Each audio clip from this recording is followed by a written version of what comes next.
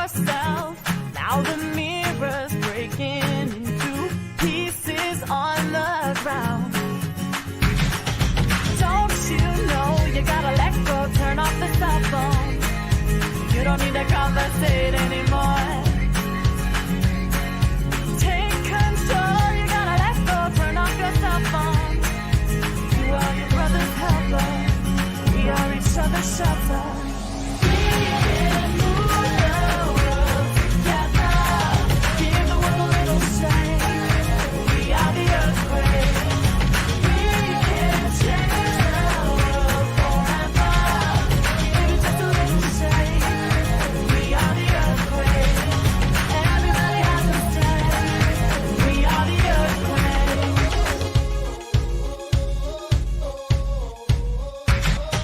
Brace yourself. Can you feel the thunder rolling underground? Face yourself. Is it any wonder that the mountains are all tumbling down? Take a stand. You gotta reach out, turn off your cell phone. You don't need the status quo anymore. Take my hand, reach out, I'll never let go. We are our brother's helper, we are each other's shelter. We can move the world together, give the world a little shake. We are the earthquake. We can change the world forever, give it just a little shake. We are the earthquake. Everybody has a stake. We are the earthquake.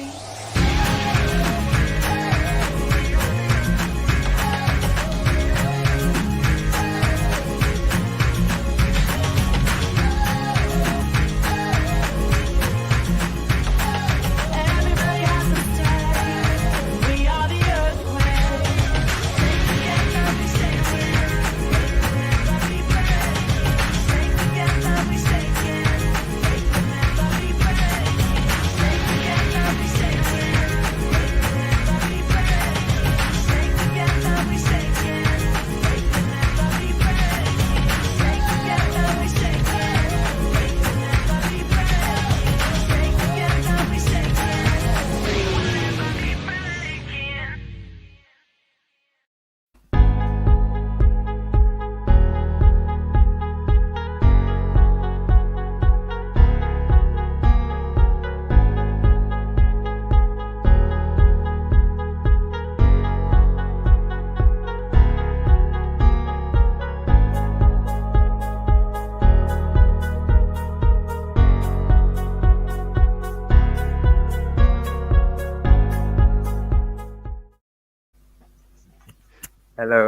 Hello guys.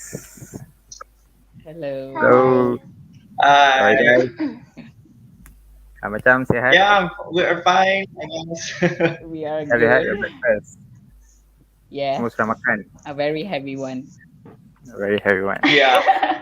Everyone. Okay. Thank you for being here and a very good morning to our speakers. Okay.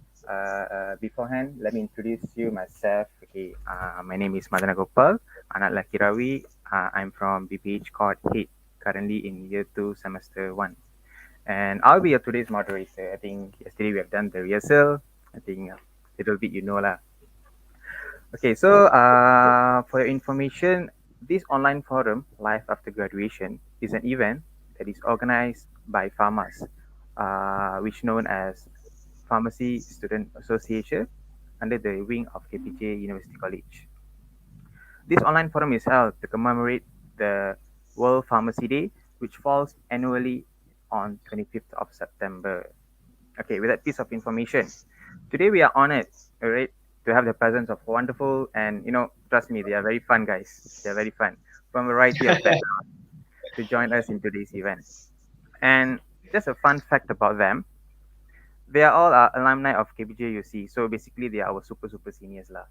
And as you can see, all our seniors are doing well. Okay, now one is becoming a boss. Now working in retail. Now in a hospital setting. So they are doing very well in their respective fields. So before we begin with today's forum, let us have an introduction session with our speakers. Mr. Danish, the floor is yours. Uh, Thank you so much, Madan. So I'm not that super senior, so it sounded like I'm very old. Okay. For those who don't know me, my name is Danish Ramachandran. You can call me Danish. I'm 27 years old. I'm from Seremban. Currently, I'm working at KPJ Damansara Specialist Hospital as a hospital pharmacist. So I graduated from KPJ Healthcare University College back in 2019. I was in cohort 3.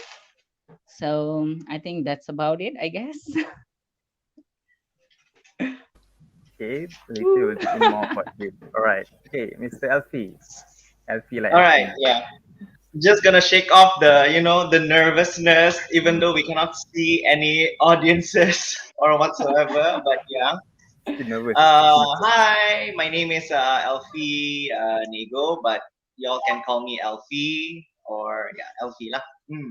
I'm also as the same cohort with Danish. I was in BPH cohort 3 and alumni of KPJUC, and I'm not that of a super senior. Also, I'm 26 years old this year. Yeah, and I'm currently working in my own pharmacy lah, Nego Pharmacy, located in Kota Belud, Sabah. Yeah, Okay, thank yeah, I you, think that's Elfie. about that. Yeah. Okay, now to our final guest, Adik Sabaria. Kita silakan. Hello, good morning. It's nice to meet you, especially those two seniors. So, Thank you. my name is Siti Sabaria, and you can call me Sabaria, and I'm a graduate student in Diploma in Pharmacy, cohort 29. So currently, I'm working on a retail pharmacy called Sunlight Pharmacy, located in Keningau lah. Yeah, I think that's itu saja for my introduction. Okay. Okay, thank you Sabaria. Okay, thank you Danish, Elfie, Sabaria. So kita, kalau you guys tahu, yesterday kita ada rehearsal and then you guys will be provided a few sets of questions, right? So, and then after the question ends, kita akan allow the audience, okay, the participants or the audience to have a Q&A session with the panelists.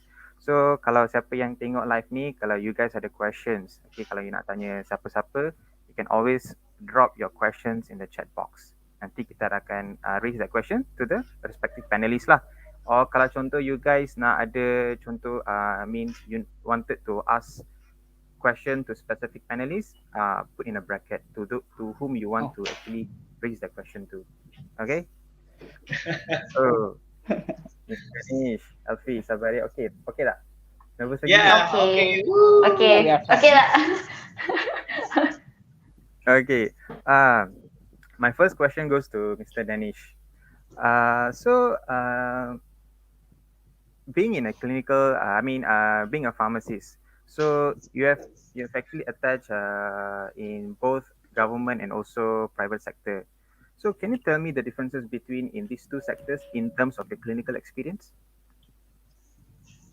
Okay, so thank you so much for the question, Madan. So based on my own personal experience, when I was back in university, my clinical experience was more to government, like we were attached to government universities. So I had my, first clinical wise at private private institution is at my own hospital, this KPJ Damansara, during my PRP year. So there are some similarities and differences. So the main similarity is no matter it's a private or government institution, the ultimate goal of healthcare institution is to improve a patient's quality of life. In that sense, there will be actually, it's not should be, there will be interpersonal communication and relationship teamwork between healthcare professionals in an institution. So sorry, nervous here. So no matter it's a government or private, so basically like healthcare professionals such as doctors, nurses, pharmacists, radiologists, dietitian, and etc., will work together to improve a patient's quality of life. I think in sense of similarities, that's it. That's that. As for differences, there are like few minor differences lah, that I've noticed. Which is like in private settings, like I did my clinical during my PIP year, so I was still like I'm learning. So the transparency of patients' detail is quite limited actually, because I'm not a clinical pharmacist at that time. I'm just a PRP who's trying to do who was doing my clinical rotation. So there was some information was limited to me, like it's not accessible. As for in government, I think when I went for my government attachment last time, it was quite easy to access to these details. Actually, it is quite readily available. I think maybe it may be due to patients privacy and in confidential issue. Maybe patient doesn't want to reveal, or doctor want to keep it confidential. So I got most of my information from my clinical rotations. Just like the transparency, there are few differences there actually. So other than that, in my hospital, KPJ Damansara, there are many like well-known specialists actually. Like they're well-known in Malaysia. So their practices are like we do have guidelines. Like we do follow the Malaysian guidelines that has been already established in Malaysia. But sometimes these specialists, they also like from based on their working experience, they do have their own practices, which is legit, which is legit, which can be used. So it might not be according to the like guideline that we used to, but they do have their own guideline that they refer to, and they like sometimes we can learn from them actually, because as a newbie, I'm still learning some things from my consultants. So in that sense, like in government, I see like they have like a established guideline that most of them will follow actually. Like even when I go for my treatment as well, treatment or like during my government attachment, they have like established guideline that they follow. As long as I know lah, as long as I might be wrong. This is purely based on my own experience. So just putting it out there. So in that sense, yeah, there could be some differences in practices. And other than then, we are a private institution, so there could be sometime limitation of medication supply, because we do have factors, contributing factors such as stock turnover, which allows us to keep certain type of medications that been always used in hospital. Certain medication that we rarely use, we don't keep in hospital. We actually put under something called preparation basis. Like when doctor prescribed it, then we will order it, then we will get the like medication. So I think in government, the medication supply, the limitation wouldn't be that much lah, as long as I know.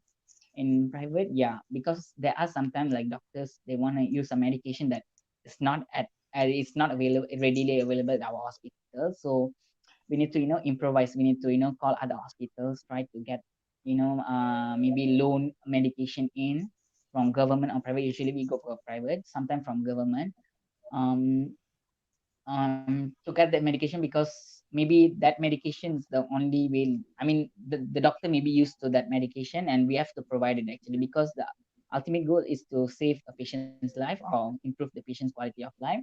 So we need to accommodate patient consultants requirement lah. So when they need it, we have to help them get this medication supply. I think in government, they I don't say that they don't face this kind of problem. Maybe rarely face this problem, I guess. For the differences, I think that's all. I guess as long as I know lah.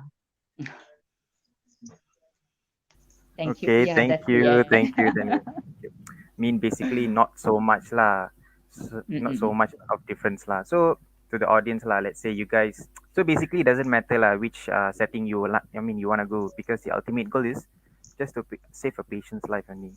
So in terms of differences, shouldn't be much problem lah, I would say. Because no matter you're at a government or private institution, you will be learning actually. So you have True. to put in your own initiative to learn. So either it's government, private, or retail, you need to work to learn like stuff about pharmacy, because not only pharmacy, like working experience is a lifelong learning process. You need to keep on learning. True. Yeah, that's all. Okay. Thank you, Mr. Danish. Okay, now You're next goes welcome. to our Mr. Boss, JLP, boss, owner of his own pharmacy. All right. So, Okay. being a retail pharmacist, okay. So, being a retail pharmacist, can you share with the audience, okay, the differences, okay, when you're working in a community pharmacy as a retail pharmacist and being in a hospital setting? All right. Yeah. Thank you for the question, Mr. Sorry, Madan, right? Yeah. Yeah. Okay. Our very, handsome moderator. Okay. Uh-huh. Yeah.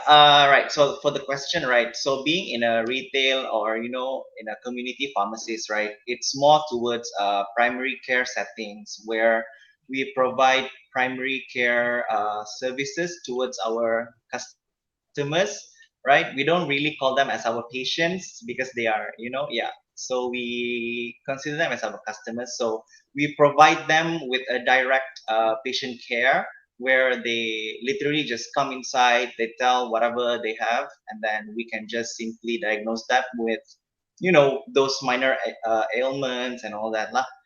Yeah, so that they can also we can also provide them with a actually being in a community pharmacy provides a direct kind of access in a way for our customer to a to a healthcare professional, meaning that they don't have to go through the fuss and the buses of all those lining ups in the hospital, in the clinic kesehatan or whatsoever lah.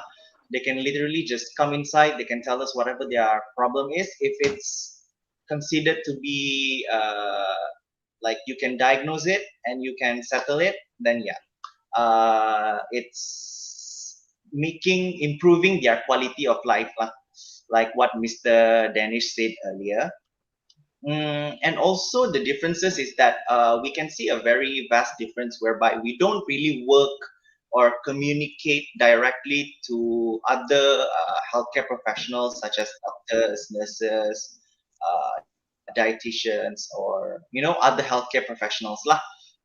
We do somehow communicate with them when there's a need, like when they provide us with a prescription, and then the prescription comes with a very vague dose or a very vague instruction to the patient. Then we can call the doctor to confirm back like what are the specific instructions for these kinds of medications lah.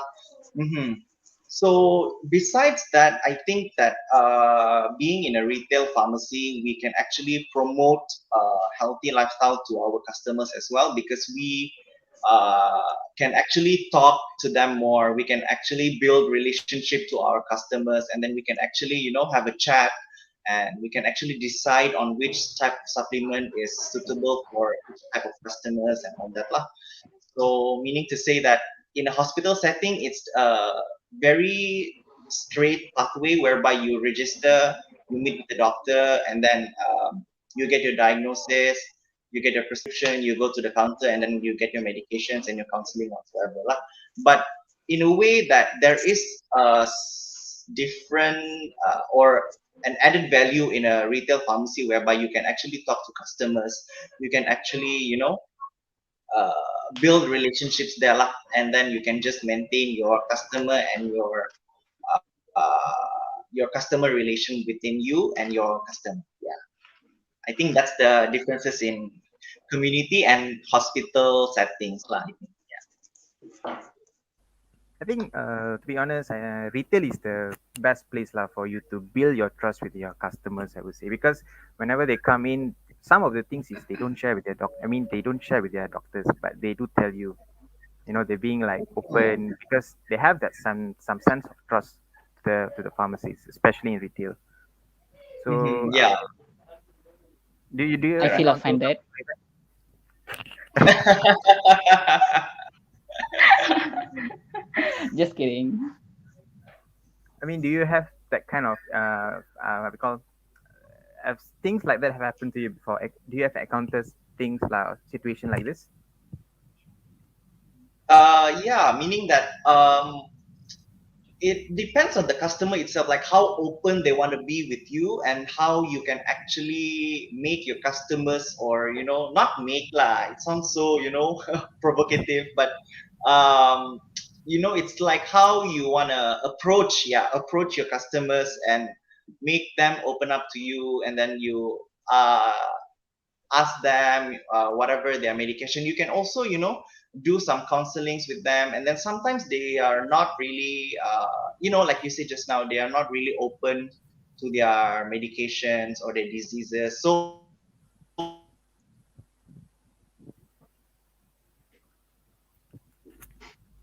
Alfish? I think his line got some I think there problem there. must be some technical Technical Oh, issue yeah. there. is there.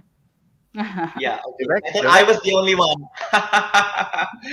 Yeah, so meaning, just build your customer relationship, and then how you wanna communicate with your customers, and how you wanna attract them to come back to your pharmacy to get more treatments. Remember guys, kalau siapa-siapa nak kerja kat retail, remember you must always be like healthy, fun, Yeah. Okay, next goes to Adik Sabaria. Okay, Adik Sabaria. I feel so young. So she's basically our assistant pharmacist. Currently working dekat Sabah, right? Okay, at Sunlight Yeah. Pharmacy. Correct. So, can you share with the audience some of the challenges that you have faced being as an assistant pharmacist? Okay, just like what Alfie said just now, I'm totally agree what he said about working in a retail pharmacy and in a hospital was real different. And when you work as a pharmacy assistant in retail pharmacy, you help the pharmacist lah, because sometimes when pharmacists have another customer, so you're the one who in charge for the another customer, layan diorang, same like that lah. So the challenge that I faced as a pharmacy assistant when I'm working in a retail pharmacy, I need to be more extra patient lah. Just like what Elfie said, not all the customers open up with their problems, and not open up with their problems, with their diseases. So I need to be more extra patient lah, because sometimes they came in the pharmacy, we didn't know that their mood was in a good mood or in a bad mood. So very different personality of customer, and patience is really needed in retail lah, macam. and one more thing, when you work in a retail pharmacy,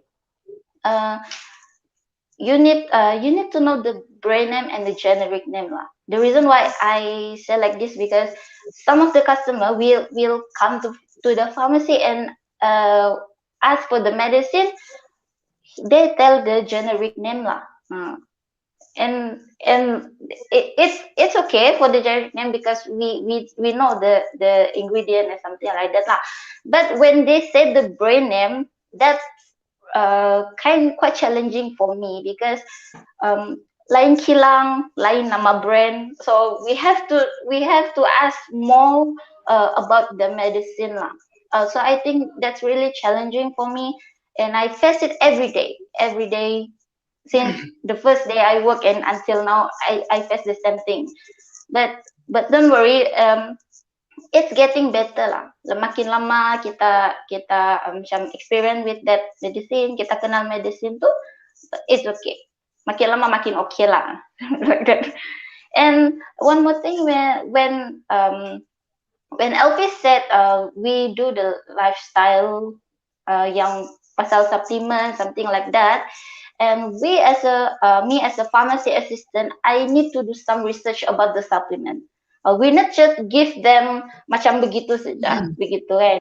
We need to know what's the function of the supplement, what's the ingredients, so we can explain more for the customer, so the customer will yakin that the supplement will help them It something like that lah. So need to do some research when another new supplement, I need to do some research. But just like I said, we learn every day. So I learn something new and I can share it to other people. Yeah, I think that's the challenge that I can share during my working as a pharmacy assistant in retail pharmacy. Yeah. Okay lah, but then you manage it very well lah. Kalau customer datang, mood tak okay. No, Betul. by hope you Betul. can apa je lah So, kan. ya. Perlu senyum saja. Jangan buat muka ya. Walaupun mood kita pun tidak bagus, begitu juga. Okay, betul. Sabar sajalah.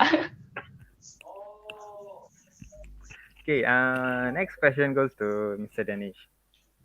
Okay.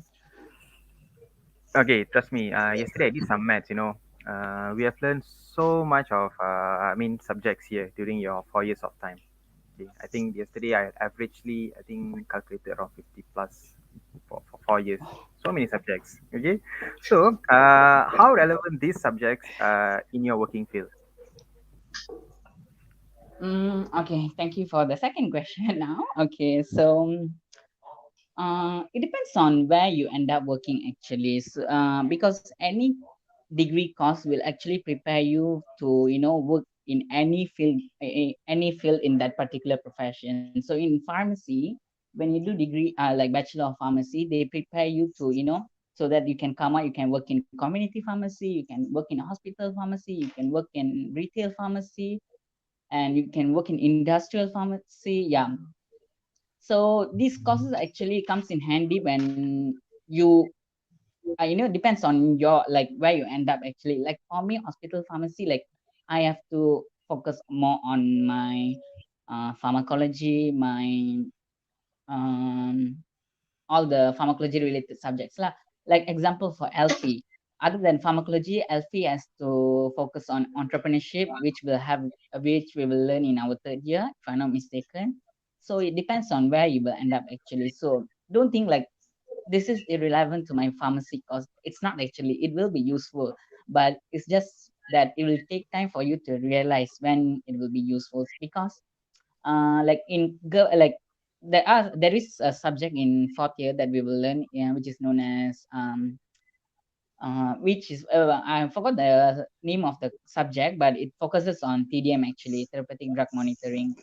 So in private hospitals, they are not much they are not much focused on this TDM. So I'm not much using the knowledge that I've obtained from that subject for now. But what if I'm working in a like government, like maybe I can go to a government sector in my future. So at that time I have to use the knowledge that I've gained in that particular subject, so that I I will end up using the knowledge that I learned blah blah blah. Sorry, nervous nih. Relax. Like, Cepat kering mulut dah. Santai. Dia macam you will end up using the knowledge you get from the subject actually. So it's never disregard any subject. So every subject you're learning, because our degree course in KPJUC is MQ accredited, there it has been monitored by the authorities. Diorang dah tengok kita punya like both diploma and degree. They've seen the course and they've accredited it. So our course is whatever the subjects available in our courses actually will be useful for us in future. It's just like will take time for you to discover that. It depends on where you will end up. So never disregard any subjects. That's my advice. Jangan don't be like, okay, let me just pass this subject. Like, let me go through this subject for one semester, then I'll get this done with. Never. I mean, I had that behavior like for a few semester, but it comes with regret actually, because you need to eventually when you're working you have to learn about it again. So it's better to have a strong foundation on it, and like you have to make sure every subject you learn in your course you take it not, I wouldn't say seriously, like pay equal importance to all the subjects actually. Never disregard any subjects. So yeah, that's about it lah. Oh, I feel attacked now. Takut. Oh, Because why yeah? I think because sometimes I also had the kind of feeling. Just we study this subject for one semester and then we don't have to focus much. You know, kita pun sometimes ada feel that kind of feeling also because we don't know whether we're gonna use it or not.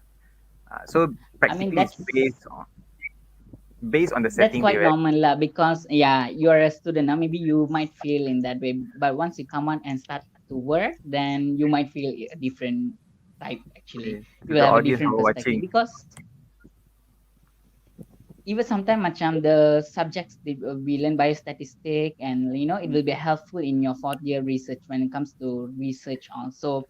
Macam first macam apa benda ni kita belajar, actually not kaitan with pharmacy pun, but in pharmacy like in 4th year when you're doing a research, especially survey based, biostatistics plays a very vital role actually. So so so that was one of my regrets actually. I was really bad in my numbers, so I was like, best pass je lah. I mean, I'll make sure I'll get a good score, passing score. The man went to 4th year. Thank God I didn't take survey, but even though I took my lab-based research, so still I have to use my biostatistics knowledge. So it was like, hello, old friend. Oh god.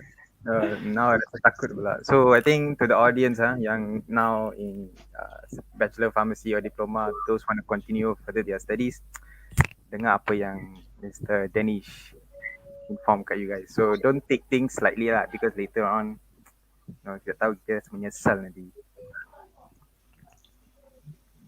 I think the next question is quite interesting untuk Alfie Okay. Okay. Yeah. Since he's the owner right now, right? So so kalau siapa-siapa yang nak buka, contohlah nak jadi retail pharmacy or wish to open up their own pharmacy, I think this question could I think quite relevant. I mean, kind of relevant. So can you share with us some of the challenges you have faced, in setting up your own community pharmacy? Because I know it's not gonna be easy. So can you share the insight of it? Yeah, sure. Because actually, when I was planning my, when I was in my early PRP ship, I did not expected to open up my own pharmacy. Not until like at least for the next 5 years, or yeah.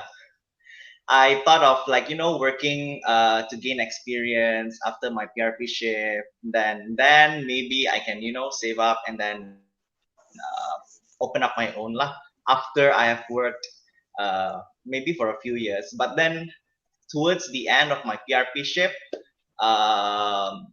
something changed and I decided to open up my own pharmacy. Yeah, so the challenges are always there, and I think it's very subjective to everyone. But I think the main challenge is basically financial support lah. Because to open up your own pharmacy, you have to have a very strong financial background, and then you have to have a very strong financial support from your family. And also, you need to set up your marketing strategies, like what you're going to do with your pharmacy, like meaning is your unique selling point of your pharmacy, like what makes your pharmacy different from other pharmacies out there. And then basically it's just your financial support and also your strategies in building your own pharmacy. Yeah, it's not that much, because I think that it's really subjective to other people. But then I think that for me, my challenges were financial support, and also, but I'm really thankful to my parents and also to those who have supported me financially to open up my own pharmacy. And then, yeah, especially support from your families and relatives lah. So during your PRP time tu, you dah rasa macam you want to open your own pharmacy lah. Is it? Yeah, because as I said earlier just now, in the beginning, I memang macam belum ada pemikiran yang, oh okay, I want to open up my own, because I thought after PRP shift, I'm gonna, work for my previous PRP placement for maybe a few years to gain experience, to gain knowledge and all that. And then suddenly towards the end, like of my PRP shift, then suddenly the thought of, suddenly opening up came, because my father actually, he has a shop lot already, shop lot provided, and then it's just that he doesn't know what to do with the shop lot. So he convinced me to actually open up a pharmacy here lah in my place. Yeah. Okay, So with okay. the financial support, and also you have a very strong support from your family, and also financial backgrounds. Yeah, there are a lot of loans actually out there that you can actually apply, and then you can actually, there are legit loan nila. Yes. So yeah. Mm. Okay. Thank you, thank you. So sekarang ni customer ada tak? Customers, hopefully they would understand my situation now, because I'm a bit short staffed. So Okay. yeah. And next question, Adik Hmm. Sabaria. So, Yes. as an experienced diploma graduate, what do you wish to share with your juniors? Kalau siapa-siapa contoh juniors you yang nak sambung kerja ataupun, can you share? Okay, so I think there's nothing a lot I can share about for my junior, but what I can say is when you sudah habis belajar and you ada niat mau bekerja apa semua, and I hope junior dekat luar sana tu dia boleh adapt the situation. What I'm trying to say is working because kalau yang pelajar yang di KPJ mesti orang tahu every sem they will have posting, right? And I just want the junior out there to know that working in a real life it's not the same as a student. Okay, you will meet a new people, and then the new people that you meet, kau akan berjumpa dengan yang setiap hari. Kau berjumpa setiap hari, and you will face a lot of conflict. Doesn't matter between the staff or the management macam tu. And I hope you junior di luar sana boleh hadap semua itulah. Boleh hadap secara mentally, and boleh terima the fact that they are working. Macam tu. And I hope they don't give up what they do lah. Because sometimes when they're not mentally prepared,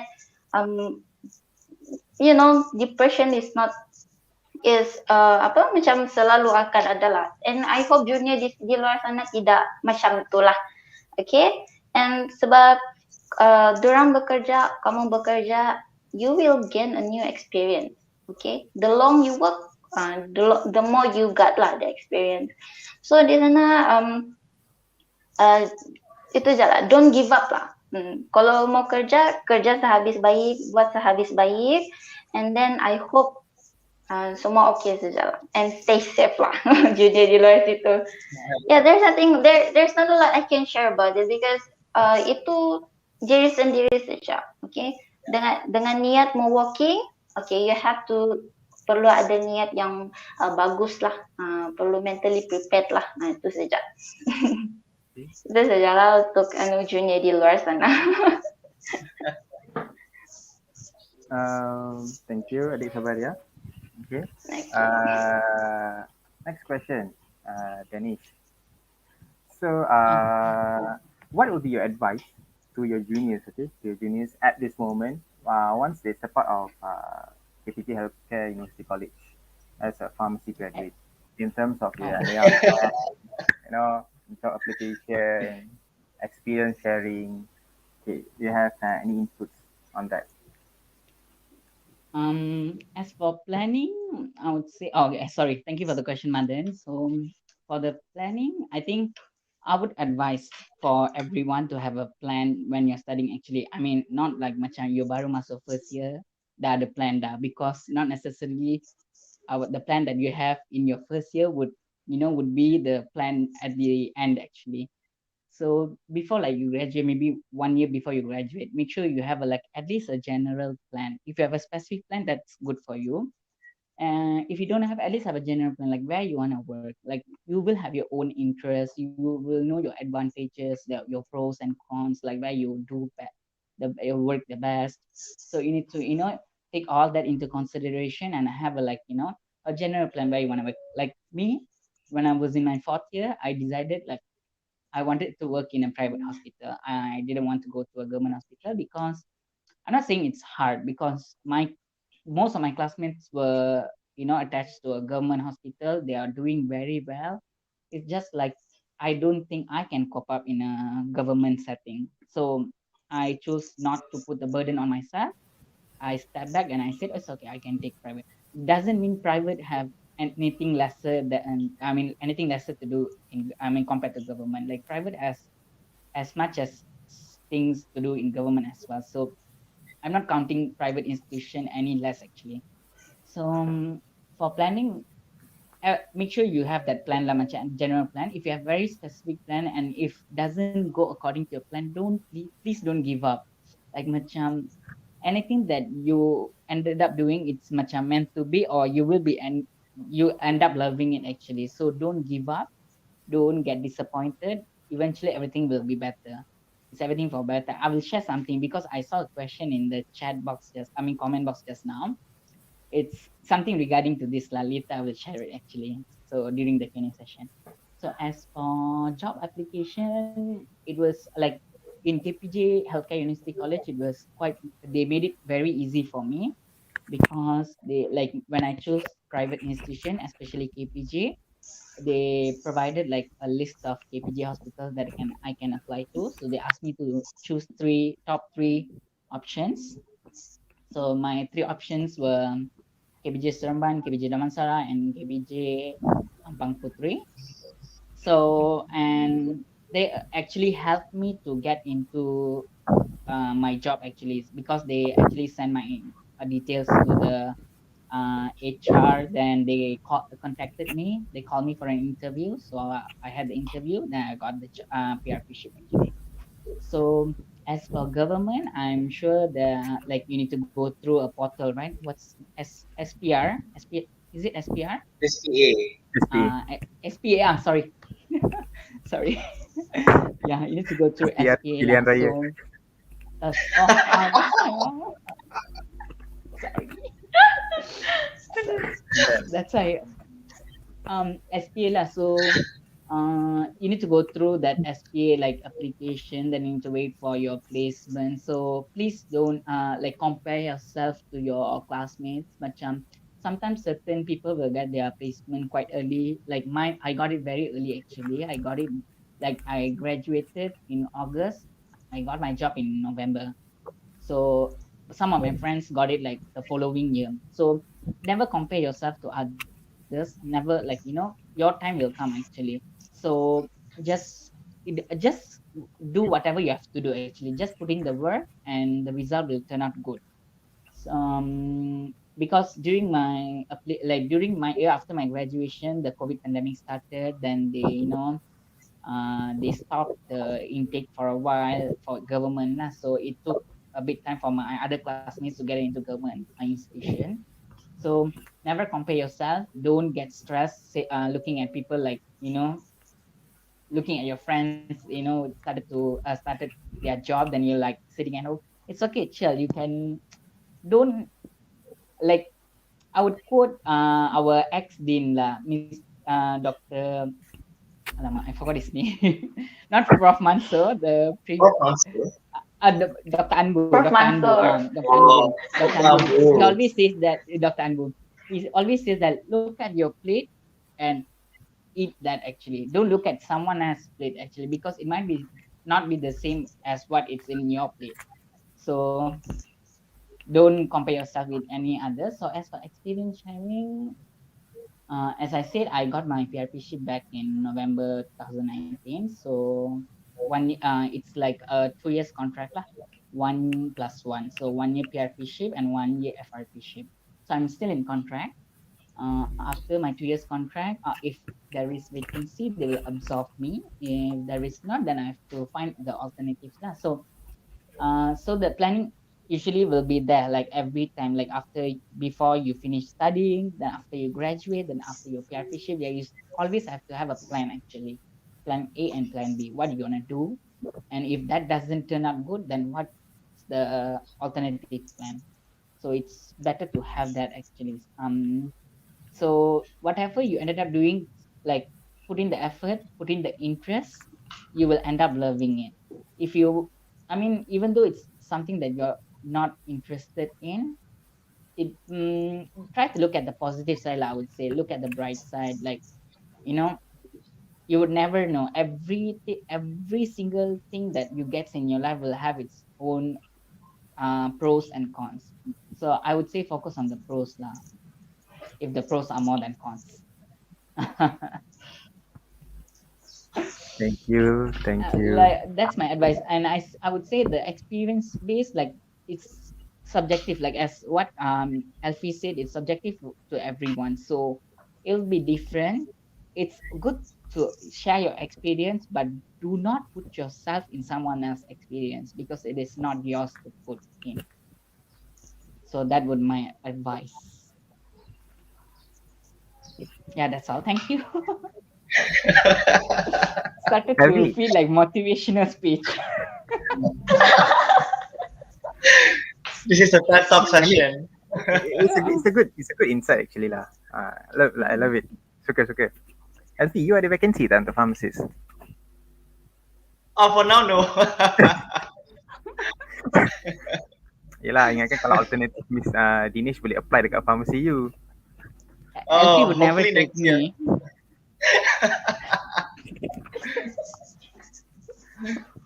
Huru hara farmasi itu nanti. Exactly, betul. bising.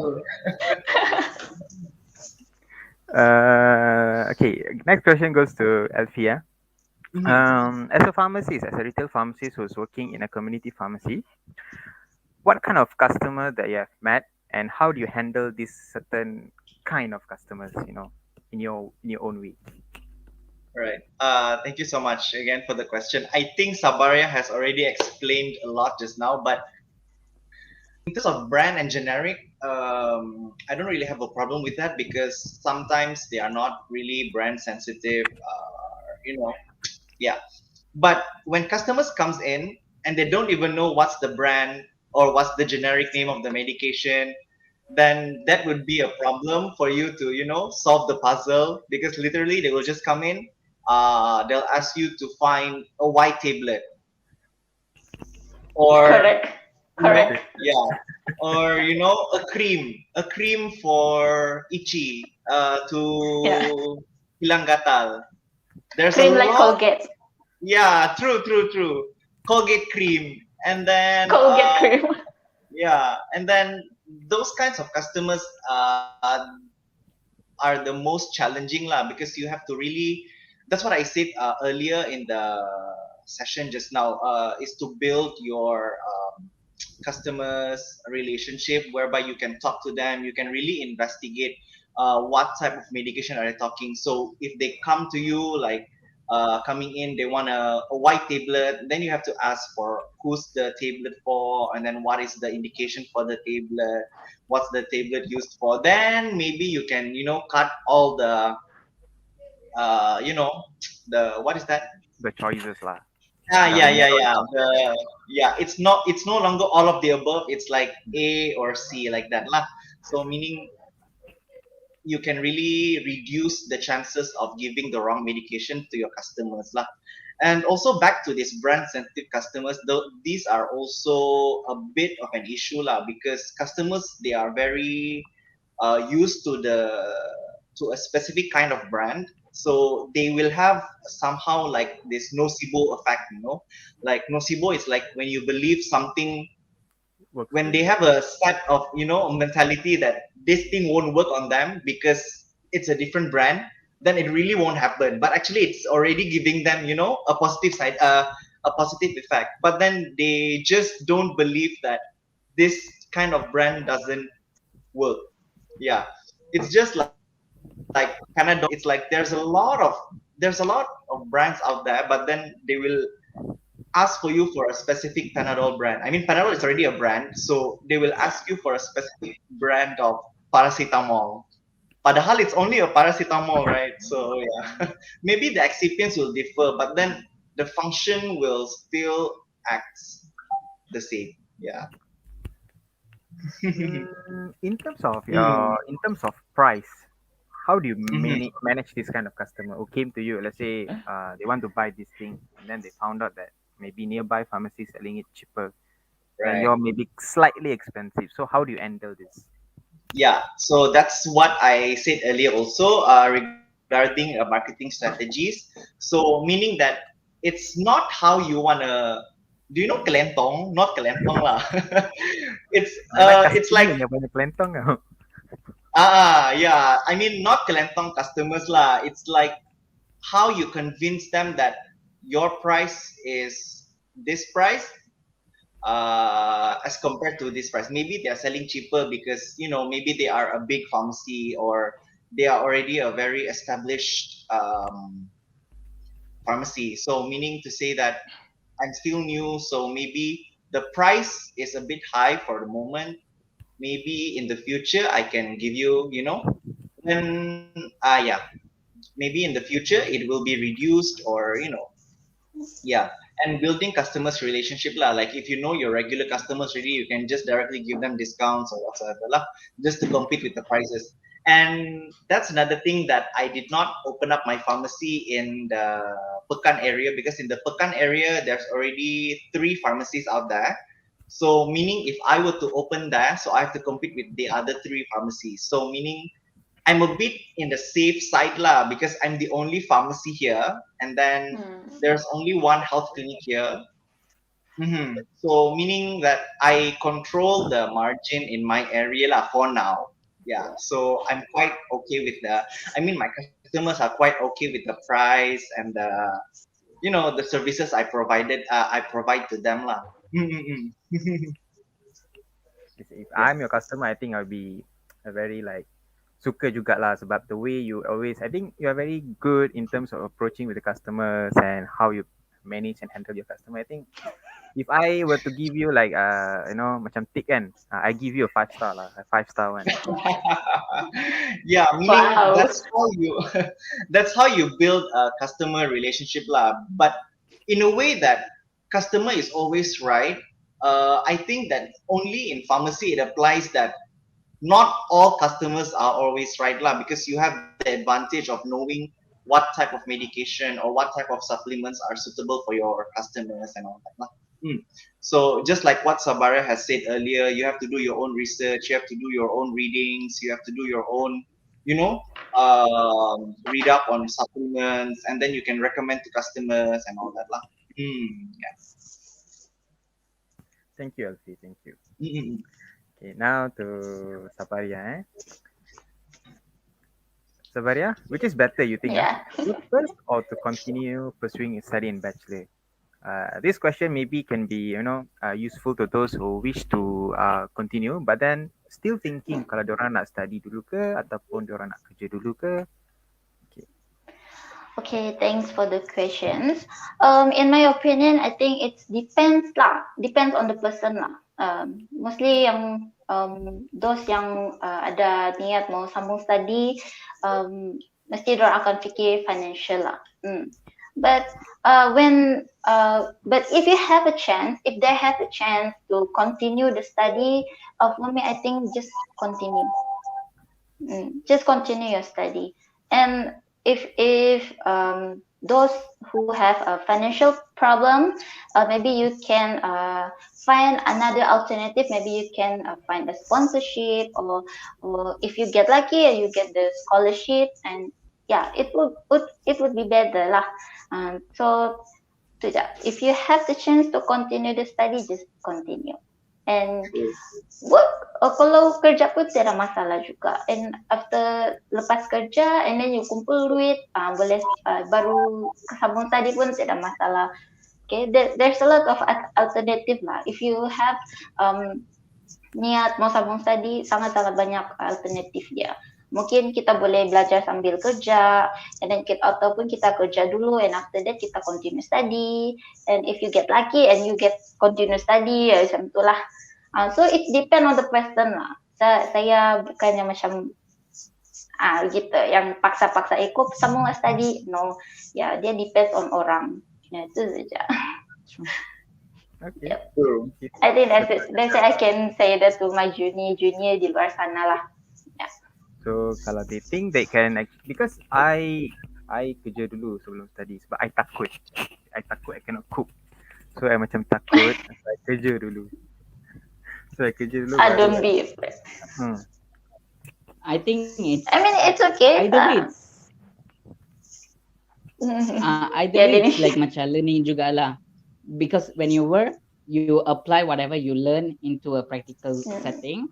And if Correct. you're gonna sambung belajar, you're gonna upgrade whatever you know, you're gonna upgrade your knowledge. So it's still learning process. So never look macam Yeah. down on either one. It depends on macam mana sabar cakap, depends on the person, individual. Thank you, Dinesh. You're welcome. Okay, I think kita dah habiskan 3 set of questions to each of the panelists. Yes. Okay, now we can have the Q&A session from the audience, okay, to the panelists here. Kita tengok question. I think first question goes to a question, okay, from Facebook, Lashina Yovni. Sorry kalau I mispronounce your name. You won. You won, okay. This question for Denise. During your PRP-ship, did you ever cover TPN, CDR, and TDM in KPJ Hospital? Okay. So, okay, for those who are not sure what is TPN, CDR, and TDM, TPN is total parenteral nutrition, CDR is cytotoxic drug reconstitution, and TDM is therapeutic drug monitoring. So when you get into your PRP ship, it depends on where you're getting your PRP actually. Either it's a hospital setting, like a hospital pun, it divided into two, private and government, retail, industrial, I'm not very sure lah. So the module will be a bit different actually. So it depends, like for private hospital, depends on the facilities provided in a private hospital. So in my hospital, there is CDR. Our TPN is not like, it's not, it's, we use already, what do you say that? Something already been made. It's not like you calculate from the scratch, you make from scratch. It's something like readily available product TPN. As for TDM, we are trying to implement that in our hospitals, but it's mostly under clinical pharmacists, like well-experienced clinical pharmacists. So in my PIP here, I covered outpatient, inpatient, clinical, storage, store, pharmacy store, and procurement, and finally CDR. So you might ask macam whatever macam I'm lacking, I need to compensate lah with what I have. Like macam my outpatient length will be longer, my inpatient duration will be longer. The modules will be a bit like macam they would ask a lot of stuff that there will be a lot of requirements to fulfill in each modules. So I did not cover TPN or TDM lah. So that's why I'm lacking, but I compensate with whatever is available in my hospital with outpatient, inpatient, CDR, store. So that's all. So yeah, I think that's about it lah. Lashina is actually our classmate actually. Yeah. Hi, Lashina. Shout out to Lashina. Okay, I hope that answers the question. Okay, next we go to from a question from YouTube. Muhammad Aizat. Okay, this is my classmate. Oh, Okay, good to this question goes to Mr. Danish again. Okay, good morning. My question is for Mr. Danish. In terms of securing a position as a hospital pharmacist, how competitive was the process? What do the employers look for? CGPA, extracurricular, and any tips for it? Interesting. A good question, actually. Thank you, Mr. Moma Izzat Zaki. So, as you know, pharmacy field is quite competitive field actually. Every year we are producing at least thousands of graduates, but there are only a limited amount of, like jobs available in market actually. So it is quite competitive, but um, they look it's there is not only one aspect they will look into, or not only your CGP will come into the picture. They will look into your CGPA, extracurriculum activity, how willing you are to work in a team. Because you can be so smart, but you might be antisocial. You can't talk to patients. Like you might have like breakdown to talk to patient. Yeah. So you have to at least have you have to check every boxes lah, because that's how competitive our field is. So make sure like you e- equip yourself with all the skills that is available there. You can learn from university or like your extracurriculum. Um, the other than that, macam they will see your involvement and like how much like like effort you put into your work, like during your PRP, your initiative. Because in like private hospitals, you come up with initiatives every year, like your creativeness, sorry, all that. Like it's never only one aspect actually, because during even interview, they will look into your like CGPA and extracurricular certificate, but the questions will be based on other aspects as well. So never think that I bias 100. I mean I bayar the certain amount of fees. I duduk dalam kelas, I belajar je. I tak nak buat extracurricular because it's not important. I don't want to join any activities because it's not important for my pharmacy field. It's never that actually, because once you become like as a pharmacist now, I do involve in activities like organized by my hospital. Like I do hosting sometimes. I do sometimes like so whatever skills you learn in university, like throughout your education process too, you will end up using it when you work actually. So it's better to have soft skills. Orang cakap soft skills. Sure. That's really important. So yeah, never focus into one thing, because if there are thousands of pharmacy graduates, what sets you apart from others? That's what they're true. going to see. There at least be True, true. thousands for flat pharmacy students. So takkan nak ambil semua.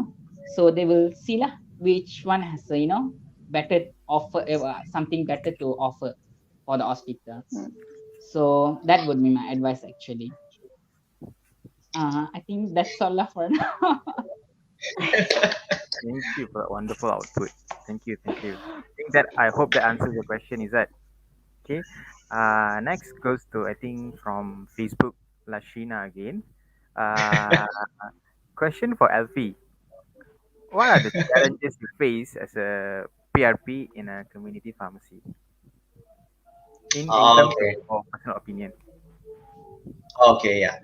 In my opinion, I think that whatever challenges that I've mentioned earlier about, picky customers and customers who did not bring any like contoh obat or their, contoh supplement, I think that is most of the challenges faced during my PRP shift lah. And also, being a new, because we were only exposed into retail in our third year if I'm not mistaken, and it's only a month attachment, so we not it's not like a very big exposure, but it did expose us to the retail life. But I think that being in a retail pharmacy for PRP shift for 1 year, it's very, there are a few challenges lah, but you will actually cope with it. And most of the challenges faced are usually customer based challenges lah. There's nothing towards there's no clinical settings in our community pharmacy or whatsoever lah. It's just that you need to be very vigilant on your medication and supplements, and you need to know how to interview your customers lah. Yeah. Mm-mm-mm.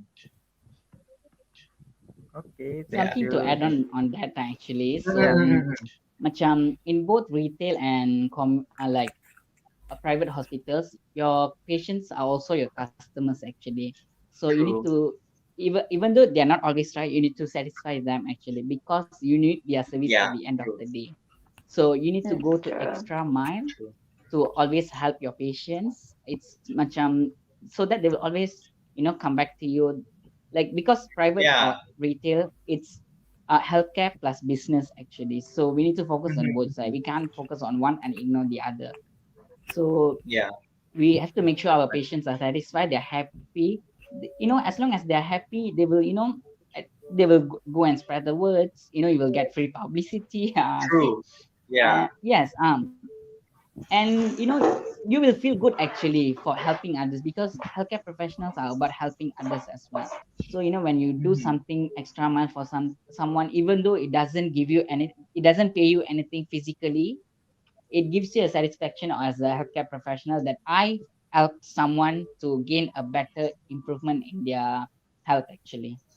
So Yeah. True. that's what I would like to add to Alfie's point actually. Yeah, and also there's a sense of, a sense of satisfaction when you see regular returning customers to your shop actually, and True. meaning that they really value your service, or whatever you provide them, whatever that you provided to them earlier. Meaning, yeah, there's a sense of satisfaction lah somehow. For me, I think that I'm very satisfied, and I'm very happy that they actually returned to my pharmacy, and then they actually wanted more from my services lah. Yeah. Mhm. All right, I think that answers the question. Okay. Yeah.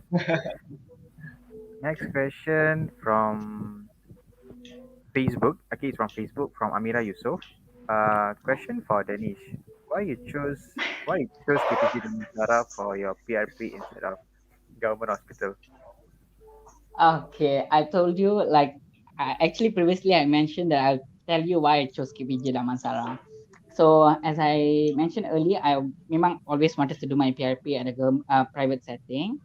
So when they asked me to choose 3 hospitals for my PRP shift, KPJ Damansara wasn't in my mind actually, because I never been to KPJ Damansara. I don't know how's the working setting, how's the people over there. I wanted to choose KPJ Seremban, KPJ Tawakal, and KPJ Ampang Putri. But You I got don't know what picked. happened. I salah tekan rasanya. I supposed to pick KPJ Tawakal, but I tertekan KPJ Damansara. And I didn't realize that until I got the offer. I was like, I did not choose this. Then I went back to the Excel sheet and I was like, huh? Where did this happen? I think you So should I was not like, tell these things. they know, all of them know Oh, actually. I okay. already Okay. told them, even my boss knows. All right. Huh.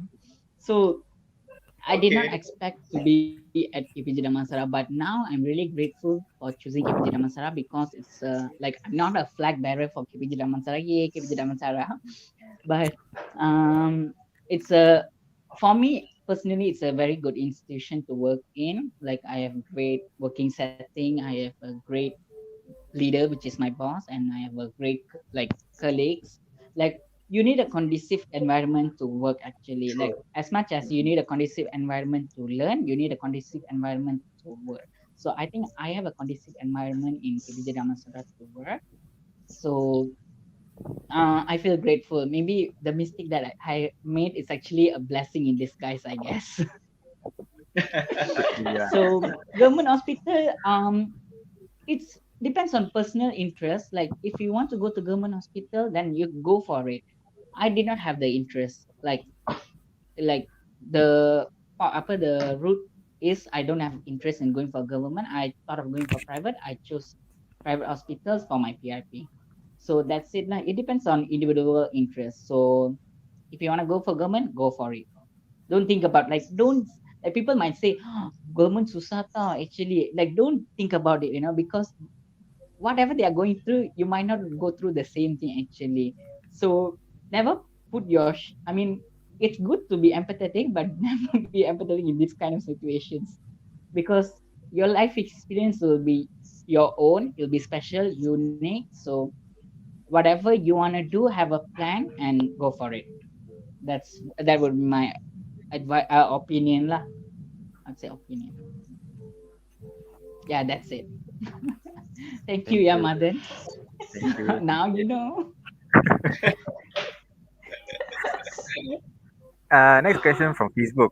Nasim Farhan. Okay.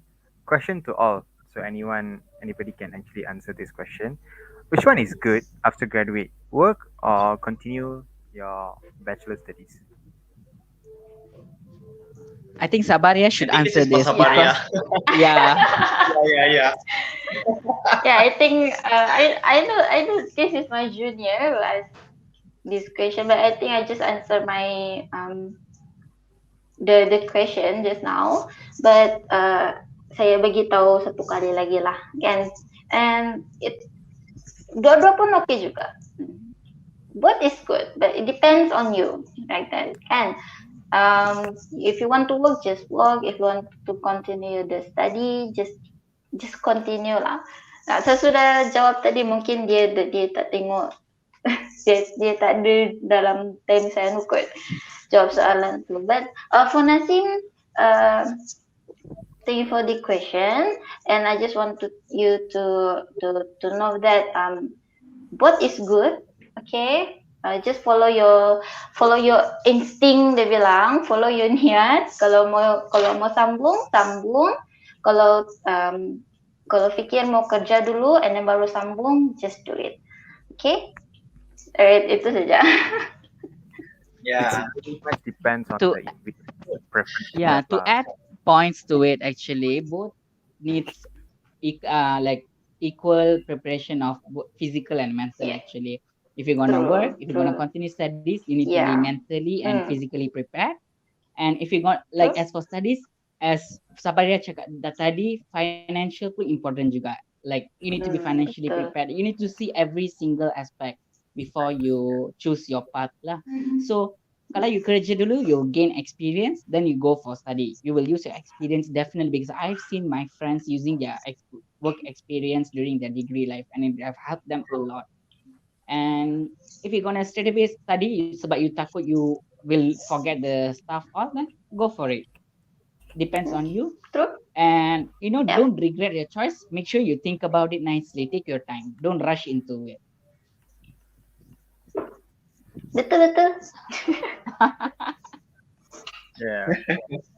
Tengoklah macam mana condition. If you think if you would like to take some time off and then you want to in terms of financial wise, right? You nak kumpul duit, so you kerja, and then at the same time you gain experience. You get to know the exposure how and let's say if you're being in a hospital, you know the workflow and outflow of the being in hospital pharmacy. In retail, then you know the outflow being retail. So depends lah. Kalau you rasa you can go with studies right after that, then proceed with it. Betul. True. Okay, then we proceed to the next question. Alif from YouTube. Hi, I have a question. Is there any credit exemption if the student came from Diploma of Pharmacy and pursue study in Bachelor? Only restricted to KPJ diploma student or apply to any diploma student? Thank you. I think as far as I know, there's no credit exemption applies to Bachelor program in Pharmacy. I think. Yeah. Anyone wanna answer this question? Danish, you wanna do it? I think you should do it. No As lah, long but as I think- as I know lah, tak ada exemption because like our pharmacy, it has been decided by our pharmacy board actually, like National Pharmacy Board, Betul. that macam you have to go through the 4 years of the degree lah. So there is no exemption in credit hours lah. You need to it's macam don't take it much. So do I have to waste 3 years of diploma then again 4 years? Jangan think like that, because whatever you're doing for your own benefit. You're gonna gain knowledge actually, because you are gaining your very good foundation in your diploma. So when you have a very good foundation, degree will be a bit easier for you. Like, you know, it will helpful, it will come handy to you. So because True. I, as a foundation student, I did struggle when I first entered pharmacy, because it's something new for me, because I never studied some of the subject like pharmacology, all very new for me. So I macam, oh, what is this? But macam, if you are already did diploma, think about that lah. It's not everything should be in physical benefits. Something comes in macam apa? Like something that you have to look into to value lah. So True. as long as no any university, you have to go through the 4 years of degree course. There is no credit transfer. True. Betul. Okay, so basically, I know some of the courses, bachelor course, they do provide credit transfer exception, but unfortunately for pharmacy, it's decided by the board. So unfortunately, sorry guys, cannot. Okay. Uh, but so I think it's a straight. Actually, still it's a good opportunity for you because at least you can recap some of the things. Maybe kita dah tahu, right? Kita human beings so tend to forget one. So actually, it's a good approach also. So nothing to lose there actually. Yeah. Correct. True. Next question from Facebook, Tanisha Chelvam. One question. If we join job as pharmacy assistant at anywhere after diploma, and then if we were want to join pharmacy in bachelor program, is it possible? Yes. Anyone? I think I can answer this question. For Tanisha, if you have diploma in pharmacy, and of course you can join the job as a pharmacy assistant. But if you be the pharmacy assistant, if you want to be the pharmacist, mau tidak mau, you need to continue your study in bachelor lah. Just like Janice stated, there's no exemption for taking the bachelor in pharmacy. You need to continue your study for the whole 4 years, and then lepas tu you can plan to be to join a job as a pharmacist, not as a pharmacy assistant. Okay, if you have diploma, you just pharmacy assistant lah.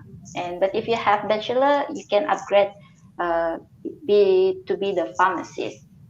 So yeah, it's possible, but you just need to continue the study lah for bachelor in pharmacy. Yeah. I think that's one side of it. And if Miss Tanisha's question is like, is it possible to do both at the same time, like to study and work at the same time? I think you should realize it's Yeah. a full-time course. So you will have assignments, you have stuff to like, even after like macam your classes, you will have things to do. So you need to really make sure you can do both at the same time. Don't overcomplicate yourself, then stress yourself, then it will be very difficult for your mental health actually. So it will affect your both work and studies. So if you want to work locum, I have heard my friends macam who works locum on weekends. I think you can do that actually, but time management is very important lah. You need to be very good in time management. That would my advice lah. True. Yeah. I hope, yeah, because for pharmacy, bachelor in pharmacy, I think if you go to any uni, also there's no, it's a full time course, so there's not part time of it. So you have to fully committed to the course lah. Because to be honest, it's difficult if you want to manage your time being as a part timer and Yeah. also Yeah. full-time student. Okay, next question. Dari, okay, I think from Catherine Corabel from YouTube. Hello there. Before Bachelor of Pharmacy, what course did you guys take? After finishing the previous course, did you immediately pursue bachelor's or work for a little while before continuing? I think basically we have answered this question. So, Danish, you wanna ask? You wanna answer this question? Like me personally, I did my foundation in medical studies in an intention of doing medical degree actually, because my foundation is like very into medical degree. So but doing medical degree in Malaysia, especially in a private institution, it's quite pricey. You need to be financially prepared, and I was not able to, I was not able to afford it. I spent 1 year after my foundation. I actually spent 1 year looking into this medical degree courses available in private institution all over in Malaysia actually. So I actually took my time, and I was thinking like whether I can afford it financially. Will it be, my family okay with me going doing this medical degree? But at the end of the day, I was like, no, this is not gonna work out for me. Then I was like, okay, it's okay, because I wanted to study. I wanted to do a degree program because I love studying, like I love learning. So I wanted to do something in healthcare professional. So other than medical degree, when I looked into it, pharmacy is one of it. So I had one of my friend at that time was studying at KPJUC, KPJ Healthcare University College. So I've heard, her experience. So I was like, why not we apply it to this university? Then I got into it, and now I'm a pharmacist. So that's the thing lah. My road was quite rough at the beginning, but eventually it turned out very well actually for me. Hard work's paid off, lah. You see. Uh, I think so. That's confident. You're doing well. It's good. Yeah. With Uh, God's blessing. true, true. Next question. From Catherine Corabel also, YouTube. Okay. For retail pharmacy, do you get promoted after working for some time? Basically, I think Sabaria can. Um, right now, in my retail pharmacy, I just work for almost 1 year right now. So do my knowledge and experience in my pharmacy yang my sini yang kerja di retail, yeah, of course you will get promoted, but it depends on your performance in the retail pharmacy. Yeah, we in my pharmacy they will macam tengok macam mana performance kita orang. If performance kita orang okay, so there it's not getting promote like dalam jangka masa yang cepat lah, tapi maybe they will naikkan gaji and something like that lah. But if you those yang ada niat mau retail pharmacy, yes, you will get promote, but it depends on your performance. Okay, performance is good and you will get lucky lah. But if you doing something wrong, just like when you retail, you deal with money and you deal with customer with different. And if you're not professional in the pharmacy, macam berjumpa dengan customer, itu pun dia akan affect your performance. So yeah, my answer is yes, you can get promoted lah. Yeah, I would like to share my experience as well for this. I mean, obviously you'll will get promoted. They will see based on your what we call how much your performance will based on your performance. So when I started because before I joined KPJ, I work in retail pharmacy. This is personal sharing lah with you guys. So of course you get promoted. I started off as an assistant pharmacy, and then a year and a half later, I was being promoted to supervisor. Then a few months later, I quit because I wanted to do my bachelor program. So obviously you get promoted, but in the base of your performance.